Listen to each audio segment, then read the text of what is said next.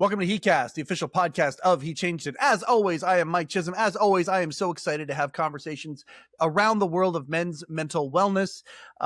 He Changed It literally wants to take a bite out of what the mental health or the World Health Organization calls the world's greatest silent crisis. That's men's mental health, and we want to really help in that regard. And conversations like the one we're about to have today, we're doing that. We have an artist on today. I'm so excited. Now, first off, I'm going to let you know the audio and video on it isn't pristine because this guy is broadcasting from the other side of the world.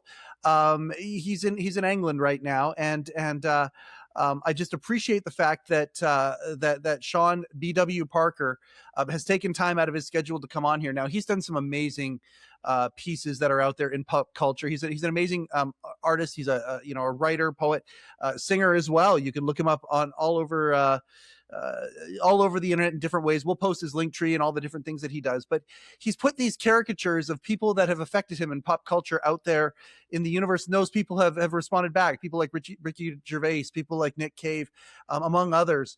And I just appreciate the fact that this guy, he's an artist and he's sharing his art. That is a great thing. I think every guy that's out there that has something in them, in a creative spirit in them, will be inspired by what Sean does.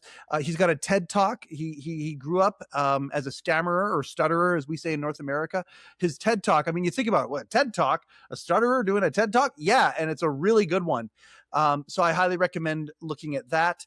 It's where the BW in his name comes from. So, but at the end of the day, we have a really good conversation because his art is a reflection of our society. That is clearly what it is. It talks about the Me Too movement and the after effects of it on guys who really, at the end of the day, felt like they were caught in the crossfire. He's part of a project called Empowering the Innocent.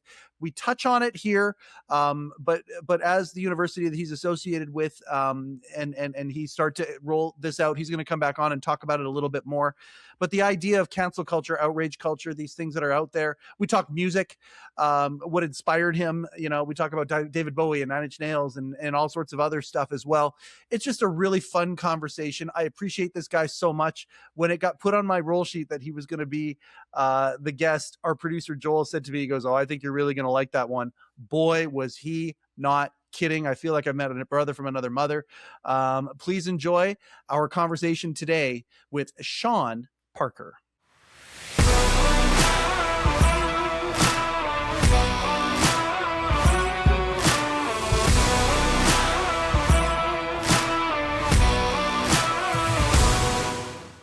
Sean, I'm so excited that you would take time out of your schedule to come here on heCast today.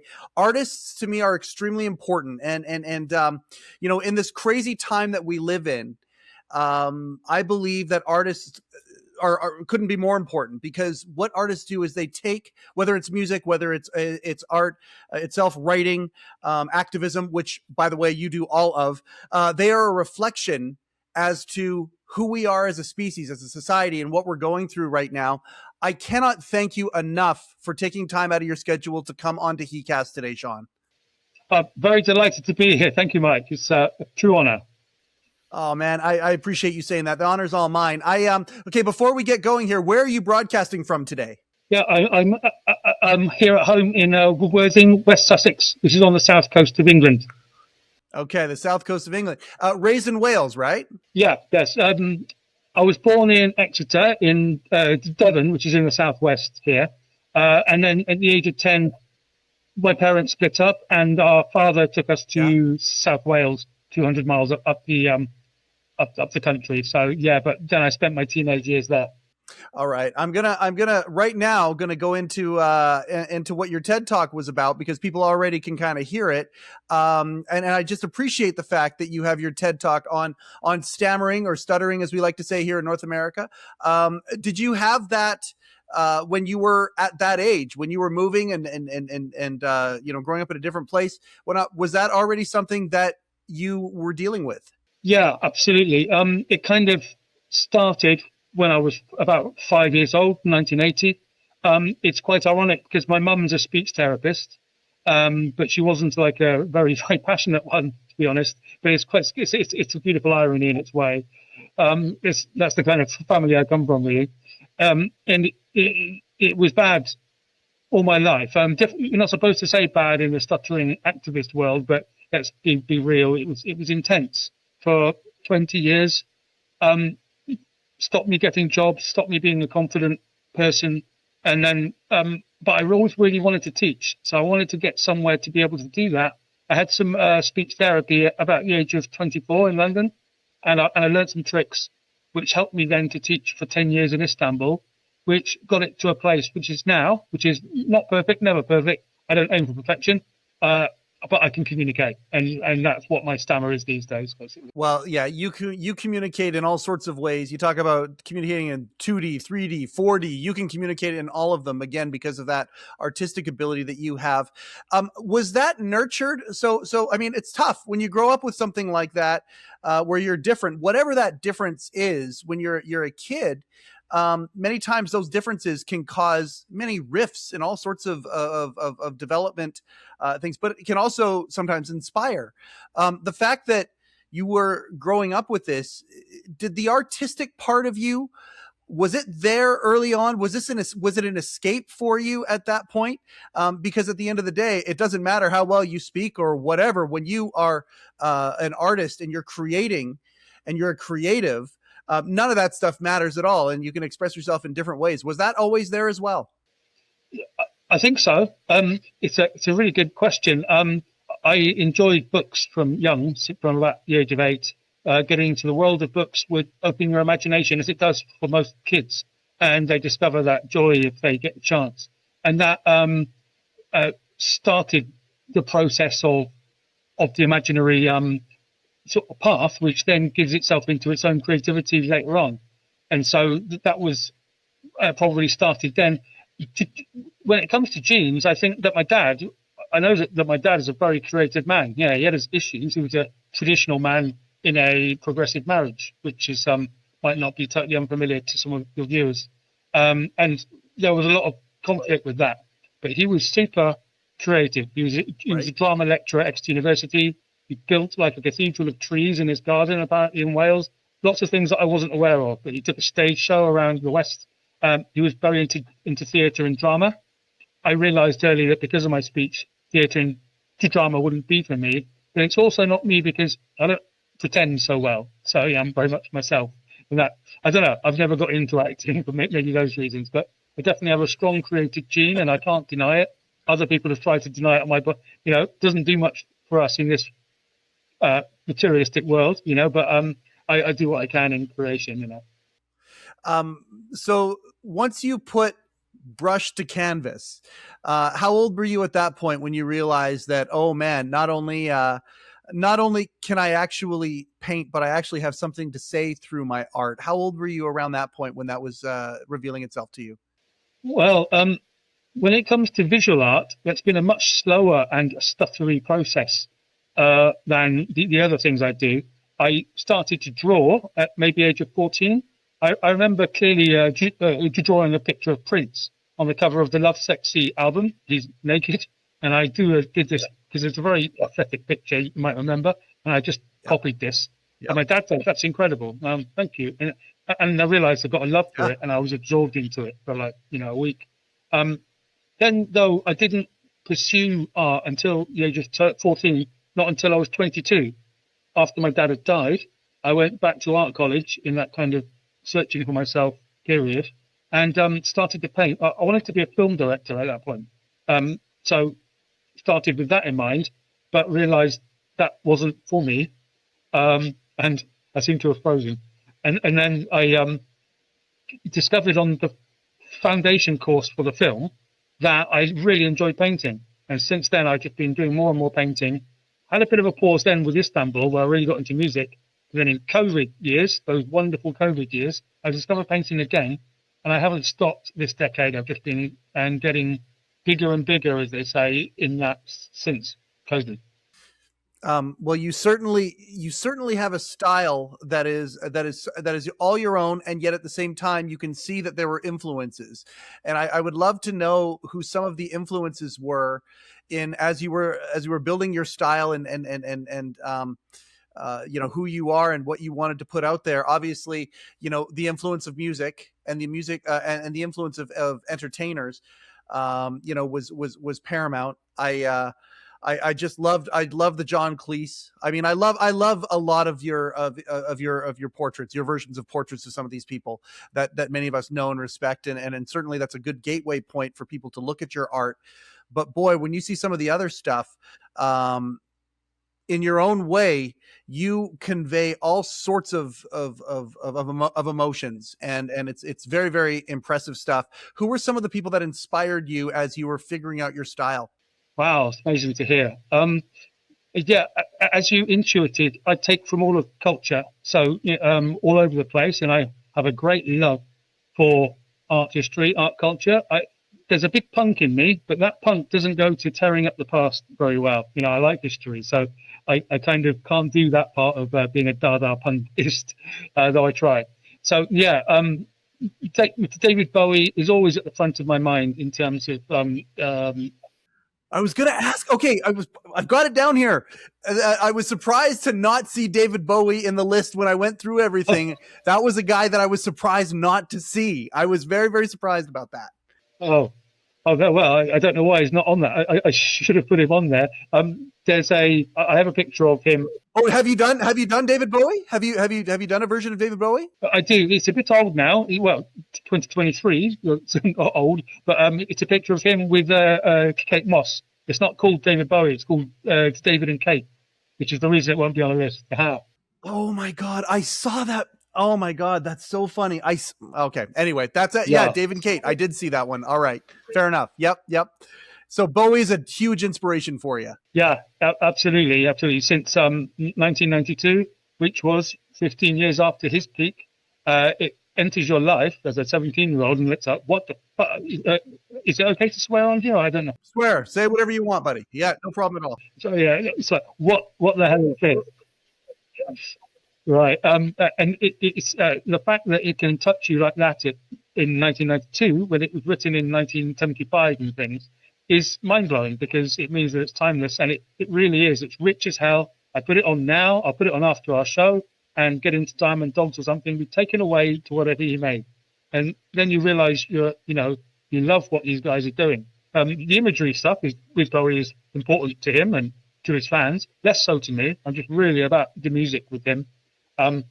It's a predictable choice really for someone in my field. So also someone like Marcel Duchamp in art is really important to me. He's the guy that did 100 years ago presented a urinal at the Paris Salon in 1905 and invented conceptual art that way, for anyone who doesn't know.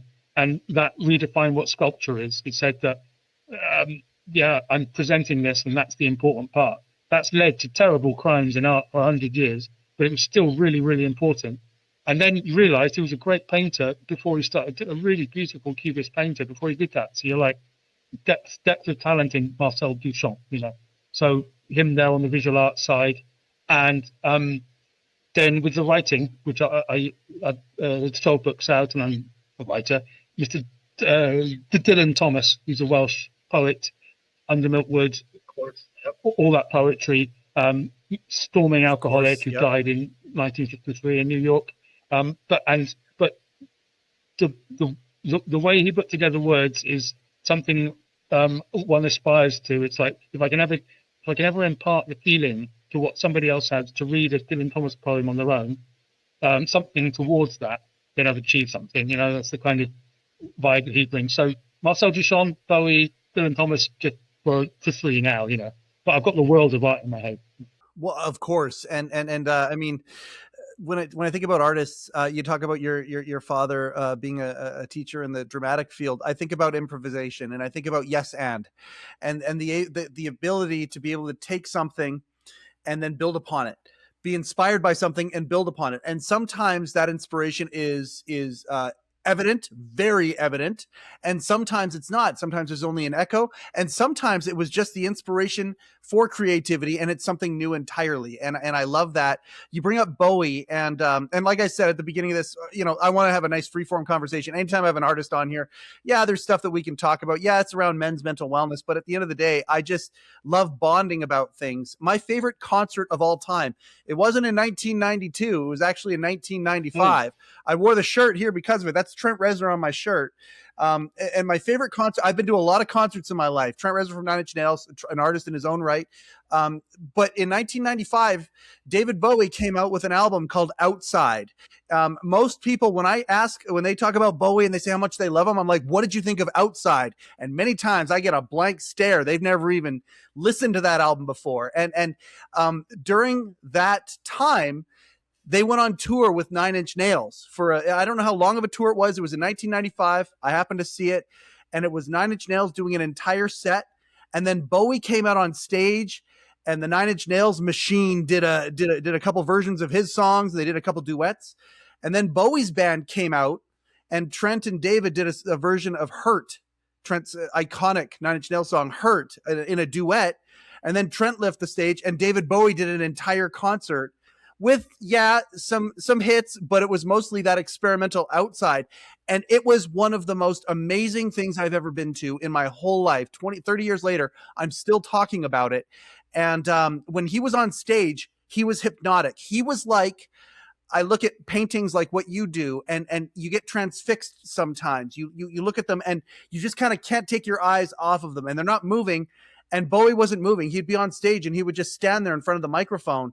And it was hypnotic seeing him. And that's what art does to us. And when we get so distracted that we stop creating, that to me is a part of our culture that is dying.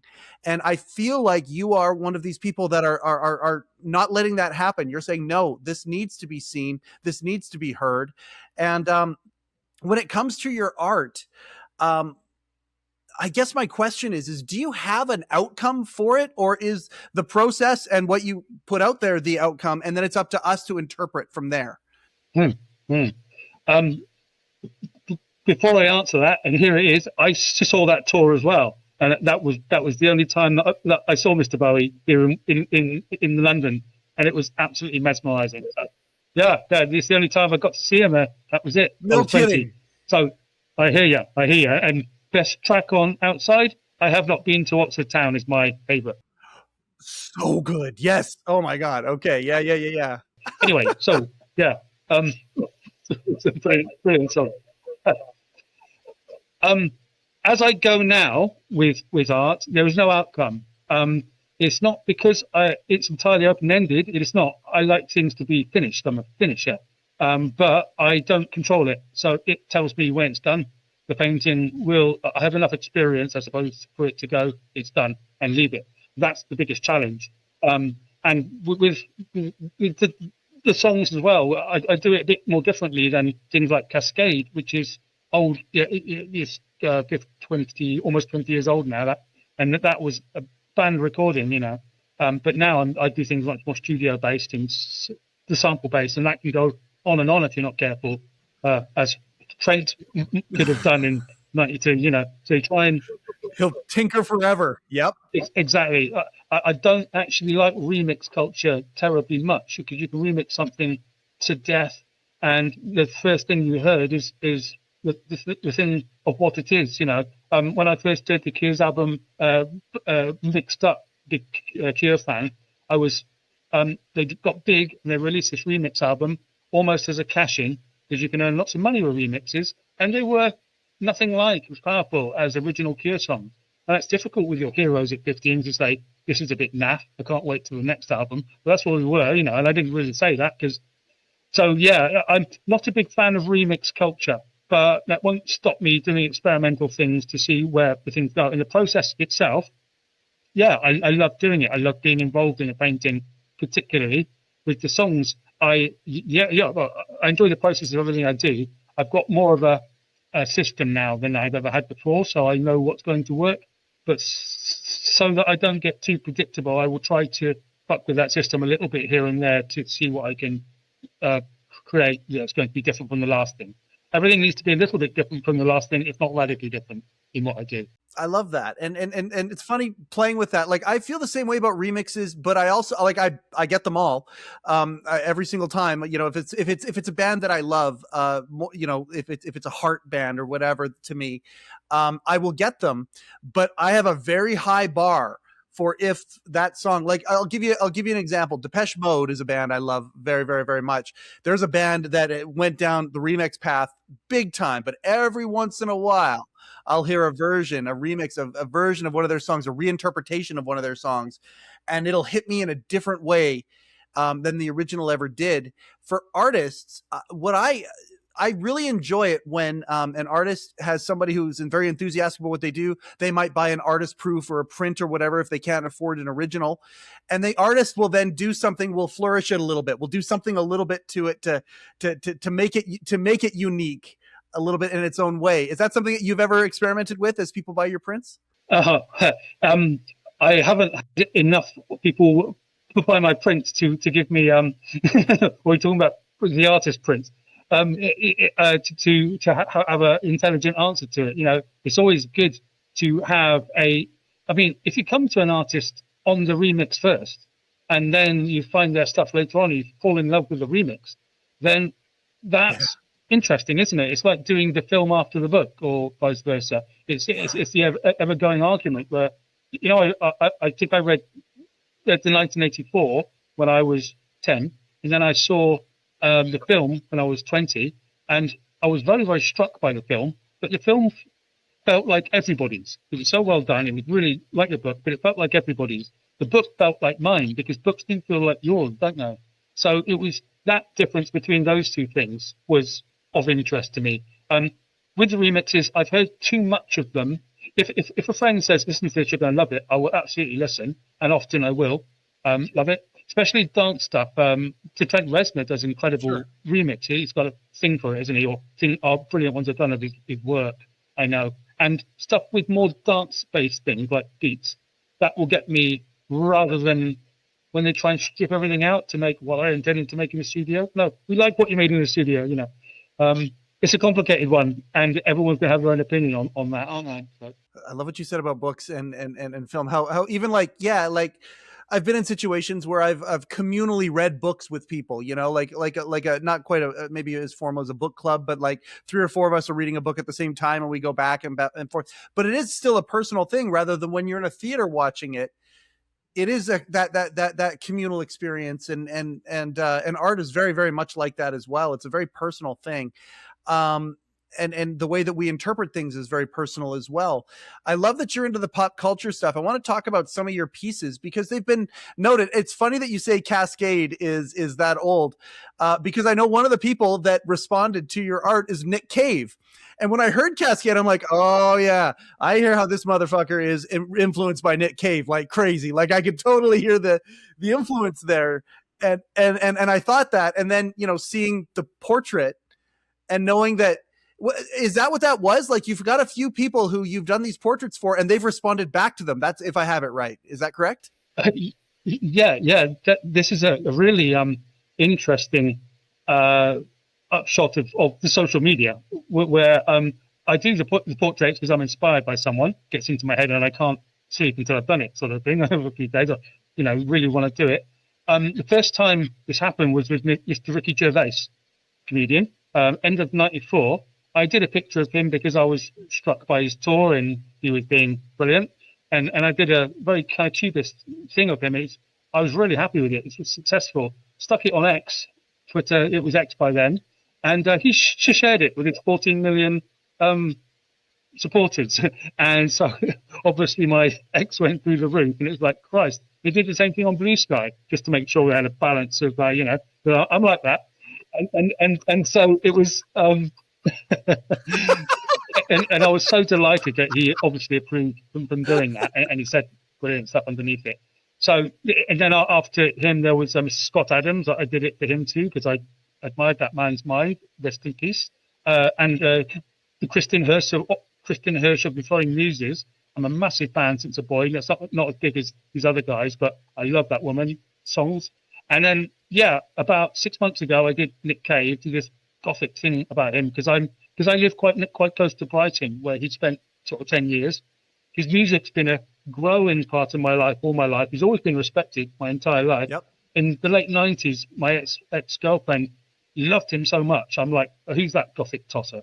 But then I listened to the music and went, it's really, really good. He's an amazing songwriter, and I wouldn't admit that to her. And now I adore the music. I adore his style. His entire approach to life is beautiful. Yep. And I did this picture of him, and he stuck it on the Red Hand Files, his website. And off the back of that, I sold a bunch of prints. So that was a lovely circular relationship there. Yeah, I'm totally surprised him because you don't know that the subject's going to really like your stuff, but he clearly did. That's amazing. And now you have another one on there. I don't know if this is going to land or not. It might not, but it's okay. We're freeforming it today. You have one, Life's Too Short. Is that referring to the Ricky Gervais, Stephen Merchant project? Is that what that was inspired by? Huh. It is now. No, it wasn't. That's a nice cool though. Well, the only reason I ask is because I was gonna bring up the Ricky Gervais thing, but Life's Too Short has my favorite. For people who like to laugh at perhaps inappropriate things, but things that will get you out of nowhere. Life's Too Short. It's the premise is it's Warwick Davis, who he's a little person that's been in every film from Return of the Jedi all the way to Harry Potter and all that. And he's lovely. Warwick Davis is lovely. And so Stephen Merchant, Ricky Gervais did a show with him.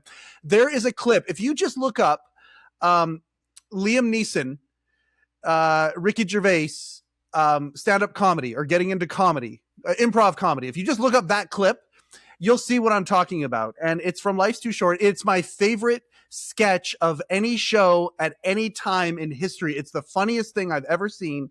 And it's Liam Neeson, Warwick Davis, Ricky Gervais, and Stephen Merchant. And it is absolutely hilarious. I thought maybe the Life's Too Short might have been something referring from in the show there. And that's why I was asking about that one. Uh-huh. It is now, though. I think that's kind of educated everyone to that. Anyway, I'll be getting onto that later. I love Warwick Davis. That's his name, isn't it? Lovely, brilliant actor. No, I've actually got the title wrong, and I think I might have written it on that wrong. It's called The Life's Awful Short is the name of that. Life's Awful Short is the name of the painting. My fault. It was an illustration. It might have been me. I am a self-professed dullard. So, it might have been me, Sean, but either way, when I was going through your stuff, I thought maybe that might have been it, but no, I did call it The Life's Too Short for about 2 weeks until I realized I was wrong, because that's not the name of the short story which I was requested to do it for. So then I changed it to Life's Awful Short, and then I put it out. So now it's awful. Not two, but we got the Warwick story out of it. That was for a magazine called Sundial, and the story was a lovely little short story about two gay soldiers in the Korean War in the American Army in the 50s or something, and they're of course in the closet. And it's a really nicely written little poem. It's not salacious or dirty or anything. But these two GIs, is your term, isn't it? Dance, basically. And then they're spotted by the woman and so I pretty much caught that as a straight narrative, so to speak, straight narrative. But it isn't too oblique. You know what's going on inside it. So yeah, but thank you for referencing that one, because quite new, a couple of months old that, and I'm very proud of it. Yeah. Oh, absolutely. Absolutely. And I'll tell you, I'll just to go through the one that hit me the hardest. And it might be because of personal things that are going, I don't know what it is. I don't know what it is with certain art that hits me the way it does. And I'm sorry, you're going to have to catch me up on the title of it. It's not called, in my head, I keep saying it was called About Last Night. It's not About Last Night. It's a man and the woman in front of a bed, and they're it's talking about last night, talking about the evening that just happened. That was what's the title on that one? That's called The Night in Question. The Night in Question. Oh my God. Yeah. I hit that. I looked at that. I came back and looked at it again. I saved the picture. That one there, for whatever reason, it had the complexity of the man-woman relationship that just, I don't know exactly what inspired it. Part of me wants to know. Part of me was like, nah, I don't want to know. But it's one of those things where, and that's to me what art. To go back to Trent Reznor, Trent Reznor doesn't like to talk about what his songs are about because he loves people to interpret. I'm curious if that's something that's how you feel as well. But I just got to tell you, that one hit me. It really, really did. Oh, well, no, thank you for spotting that. Yeah, that's another newie. The Night in Question. It's deliberately ambiguous. It's supposed to invite a conversation with the viewer without being too pretentious about it. But I do like it when it's like that, as opposed to Life's Awful Short, which is much more of a straight narrative. You don't know what's going on with those two people, clearly. And it's inspired by the work I do with Dr. Michael Norton at Empowering the Innocent organization at the University of Bristol. We worked together closely on miscarriage of justice stories. I really got into miscarriages in about 2018, where with the high Me Too, I was running an arts center at the time, and there's loads of things that I can't go into just yet, and I'd really like to. And it's but there are certain things that happened there that led me to understand how the media justice system works in Britain and in America too. They're absolutely interlocked. So it leads one very quickly into men's rights and things like that. Our chat is a bit more of a arts conversation, which I'm happy with. But this is where I do intersect by accident with justice reform, where guys are being fucked over regularly by a justice system which has gone crazy and supported entirely by the media. So that's where pictures like The Night in Question comes from. You don't know what's going on there, and the people investigating the Me Too story don't know what's going on there either, but they're still going to send the guy to prison. So yeah, that's a little encapsulation. Oh, that's why it hit me. That's yeah, I could feel it. I could feel it through the ones and zeros, looking at the paint strokes on canvas. Like I could feel it through all of that feeling of just, there was a heaviness. There was such a heaviness to what was going on in that room. And it's just, it's absolutely beautiful. And it does, I appreciate so much when an artist does reflect back things going on in the culture. Empowering Unison, if people want to go see that, is it empoweringunison.uk, or where are we talking about here? If the people want to go look in to see what Empowering Unison is. Yeah. If they just go to Google as we do and go to Empowering the Innocent, they're going to see some Wix pages there. It's the site. It's got a bunch of different strands on it. CCRC Watch, which is the Criminal Case Reviews Commission, and the False Allegations Watch. I'm the editor of that. And the strand called Innocence Art, which was a concept of Dr. Michael's 20 years ago that I've helped him to bring to life now this decade. So she includes my poems and paintings in there, and lots of other people who are affected by false allegations as well. So Empowering the Innocent is a whole site there to absorb. So I said Empowering Unison earlier. Empowering the Innocent. Okay.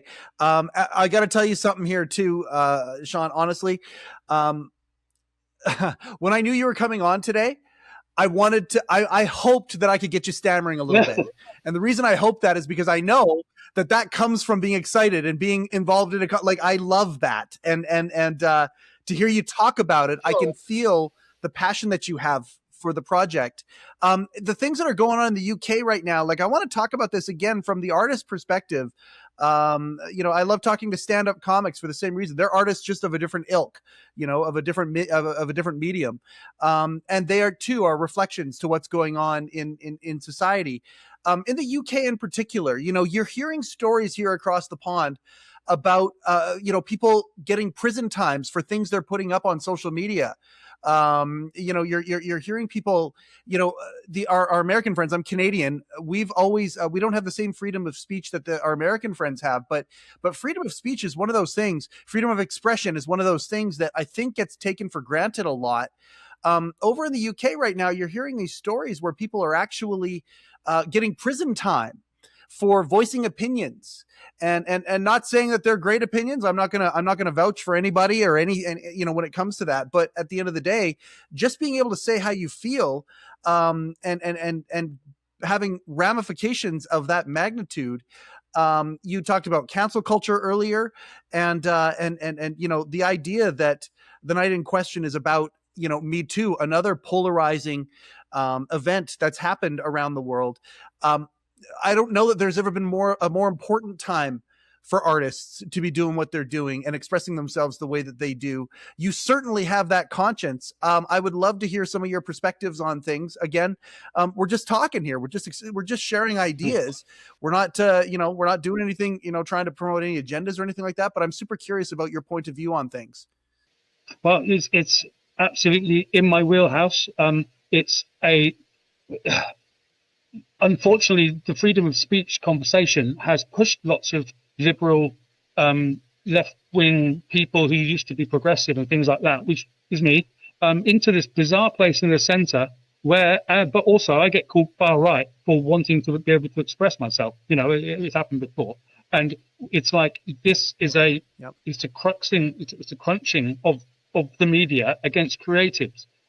Lots of creatives are very anxious about it and they make work about it. The problem is because the creative industries are so dominated by the traditional left, which I'm a part of, and I consider myself and lots of people that I know are a part of, it's alienated them, and they're just being quiet and they're being silent and they're being tortured by all that. So it's like and I don't think I've ever been as left as to ever keep me in a place. So now with this stuff, yeah, you're absolutely right. Sure. If you, Keir Starmer, our communist prime minister, if you, whatever Keir Starmer is, pragmatist, or, but it's hard to say that he's even left. We don't get too into the local politics of it, but his instinct is to authoritarianism. If there's a woman called Yeah. Lucy Connolly, who a couple of years ago was sent to prison for 18 months for writing a tweet after a stabbing attack up north, to say that she incorrectly thought it might have been done by immigrants. And she said, let the hotels burn down for all I care. Words to that effect over a paragraph. Probably drunk. And she did that. Yep. Left it up for a couple of hours and then took it down. In that time, in a Tory councillor's wife, they reported her to the police, and then Keir Starmer supported the conviction, and she went away for a tweet. But malicious communications is how we put it, and but she's out now, she's back now, she hasn't been cowed by his experience at all. But the rest of us going, and the problem is about the term, let them burn down for all I care. Now, I'm a writer, and to me, that is not incitement. Incitement needs go and kill Mike at this time there. That's incitement. Yes. Right. Yes. And I've argued that point all the way through, but because of arguing that point, I get chucked in the right wing bin. It's like, fuck you. It's absolutely ridiculous, Yeah. Why can't we have discourse? And that's the part that that I'm so scared about. I'm scared. I got a granddaughter who's my everything, and I'm trying to introduce her to all the things that you were talking about here. I'm trying to introduce her to good music and freedom of expression and all this sort of stuff. And to be told not to say something, or more importantly, told to believe something, to me is what is going to stifle the whole darn thing. It's alarming, to say the least. And you talk about this cancel culture as well. I mean, the whole thing is, I will gladly say that at 50 years old, I look at myself back when I was 25 and go, that guy was a fool. Like, I think I'm a dullard now. Oh my gosh, me at 25. Oh man, that guy, I wish I could shake some sense into him. I wish I could make him way less opinionated, way more open-minded, right? But that's progression. That's growth. And if we're not allowed, like, I'll give politicians a little bit of cover here. When politicians change their mind on things, they are raked over the coals. They're called a flip-flopper. They're called somebody who doesn't stand up for their ideals. I would rather have leadership and I don't care the party. You can't put me into a party. I've got things that are very left leaning. Like, I'm a very social person. I believe that we can feed everybody. I believe we can give everybody healthcare, but I'm also a capitalist. I love the idea that people can build something on their own and they could get wealthy doing it. I love that as well. So you can't really put me into a box politically, but at the same time, I want leadership to be able to grow. Mm-hmm. And not at their own, not at our expense. That's not what I'm talking about. I'm talking about the idea of things evolve, things change, things grow. We are living in a time and place right now where the doubling of human knowledge is happening faster than it's ever happened at any point in recorded history. We need people who actually have agility in the way that they think. But yet that's another example of it. And to me, it's not a matter of, censoring speech. I think the cure for bad speech is better speech and more discourse about it, so we can actually, get to compromise, because I think compromise is really, at the end of the day, what do we all want? Because all of us as a populace feel like we're stuck in the middle. Man, I'm so sorry to kind of go off and monologue like that, brother. I didn't mean to do that, but I mean, artists are so important because they can put this out there, and it feels like that is who you are. Where did your conscience come from? Where did the conscience that you have, this ability to do this, where did that come from? Where was it inspired by? I don't have a conscience, and I'm not. I'm certainly not an activist or a do-gooder. I don't like any of that stuff. I just like to reflect the world. Okay. But no, just having fun. It's I like everything that you just said is completely true. And the problem is that artists now, whatever that is, because apparently. Taylor Swift's an artist, God bless her. No problem. The biggest artist in the world, but what the fuck does that mean? I don't know. Sure. Yeah, she's a singer.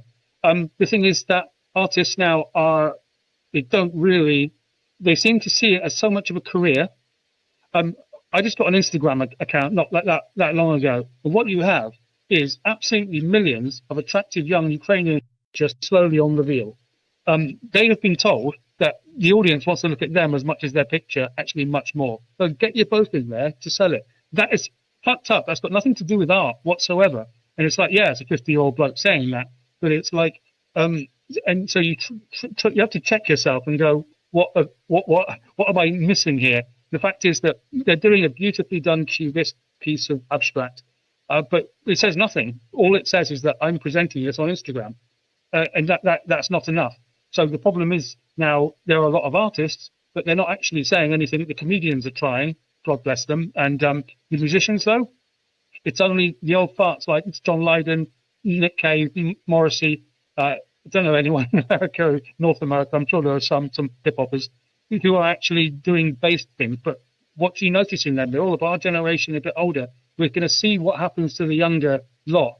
Apparently the Gen Z are a bit more realistic about stuff than anyone's giving them credit for. So I'm looking forward to seeing that. But they're not going to be speaking our language about things because they've had the ability to talk about difference really quite hammered out of them. We'll see how that, because I think the ability to talk about difference is a really positive thing.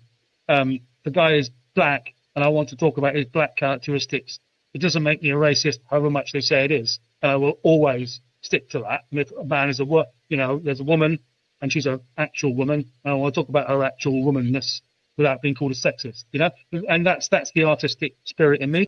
Oh man, I love that sentiment so much. Just to go back to the Taylor Swift piece, the only thing I really know about that is I don't want to be one of her exes, because boy, that doesn't sound like a very good time to be one of her exes. But to move on, like you talk about this culture that we have, outrage, the outrage culture that's there, and I see it reflected in the art. I see it reflected in a lot of music that is out there. The outrage gets reflected back. Right. And that is a powerful tool. I see outrage in stand up. Like you say, there's outrage, but with outrage, it's also the root word of the word outrageous. And we've gotten to that place, outrage for the sake of being outraged. And, that's a mirror that we all need to see as well. And I mean, the reflection part, it's funny, you say, I'm not an activist, I'm not a conscience, I'm not a do-gooder, but really at the end of the day, holding that mirror up, being able to hold that mirror up and have the skill to, it shows that you are that.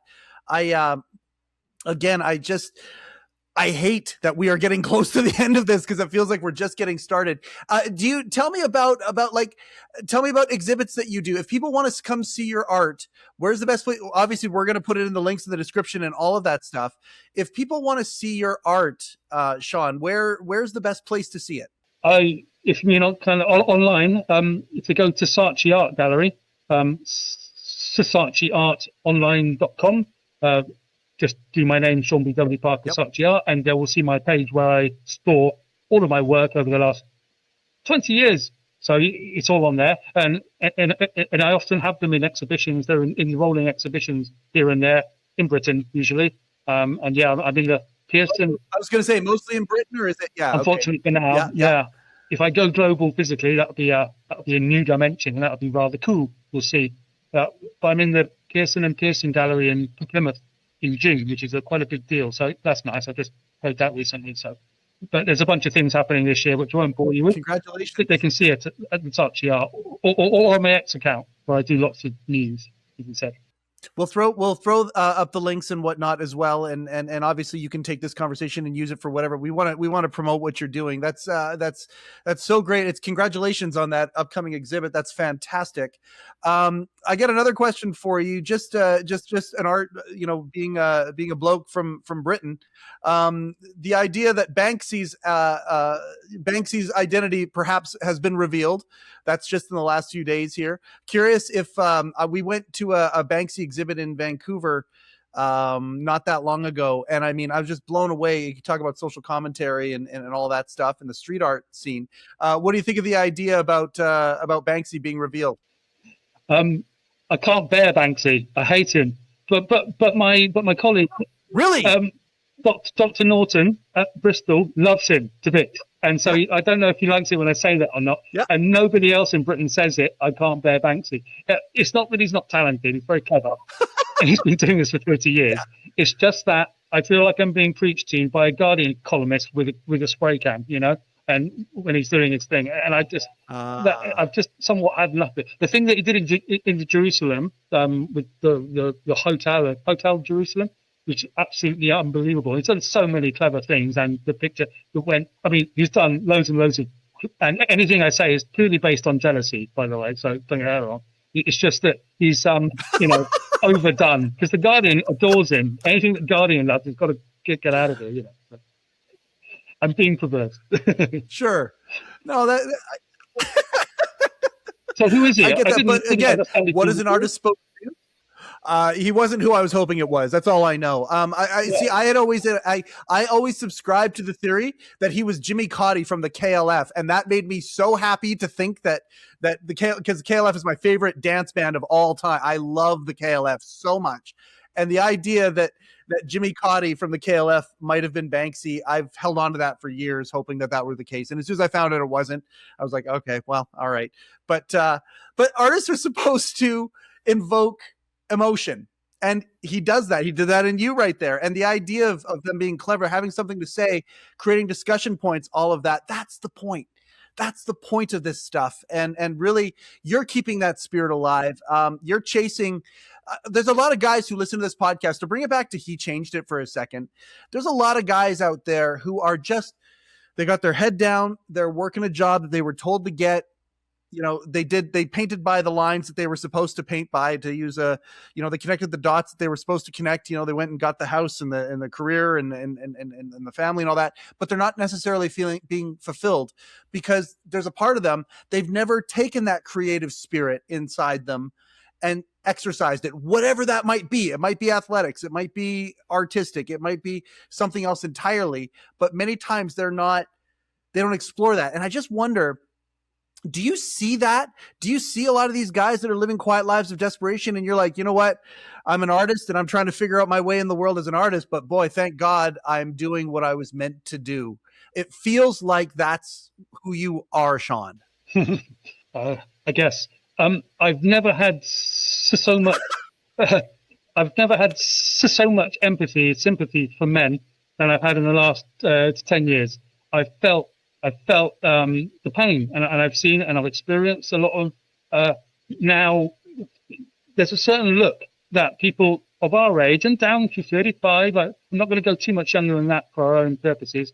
Up to 60, down to 35. There's a certain look we have now of understanding, which is like, I bet you know what it's about. I bet you know the absolute shitstorm that we're under constantly now, and the way that things that the media are doing is good. And of course, the feminists. I've avoided that word this entire podcast, but the media feminists will always deny that any of this is going on, and that's the infuriating thing. The denial about it. You're like, no, Doreen, look, it's there. It's in this fucking paper here every single day.